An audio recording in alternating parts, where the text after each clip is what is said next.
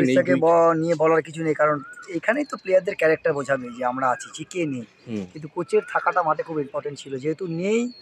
কিন্তু এখন আর বলে কিছু লাভ নেই, কারণ ইস্ট বেঙ্গলের কিন্তু এটা আমার মনে হয় ফাইনাল ম্যাচ। এটা যদি জেতে তো ইস্ট বেঙ্গল কিন্তু অনেকটা একটা চান্সের জায়গায় থাকবে।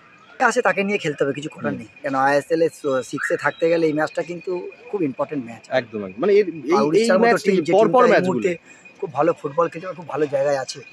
টাপ তো অবশ্যই, কিন্তু ফুটবলের কোনো টাপ বলে কিছু নেই। মনে রাখতে হবে জার্সিটা ইস্ট বেঙ্গলের পরে খেলবে প্রত্যেকটা প্লেয়ার, তাদের নিজের সেরা ছন্দে থাকতে হবে এবং ভালো ফুটবল খেলতে হবে। কারণ দেখো আমার কথা কোথাও মনে হয় এদেরকে দেখো এত তাড়াতাড়ি মানে এদেরকে এনেছে না, আর এনেই এদেরকে বলতে যাচ্ছি যে তোমাকে ভালো খেলতে হবে।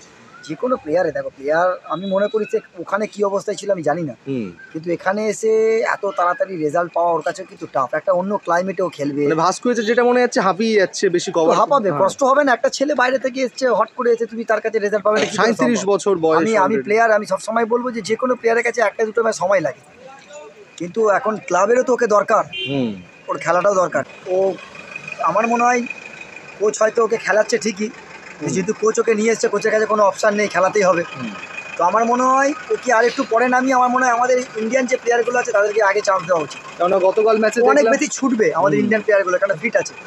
অনেক ভালো প্লেয়ার, বিষ্ণুকে কেন এত পরে নামাচ্ছে আমি জানি না। বিষ্ণুকে বা আমাদের নাম বলো না, অজয় রয়েছে না, অজয় সায়ন ব্যানার্জি কেন খেলাবে না, আগের থেকে শুরু করাক না এগুলো। আমার মনে হয় এদের উপর ভরসা করুক কোচ।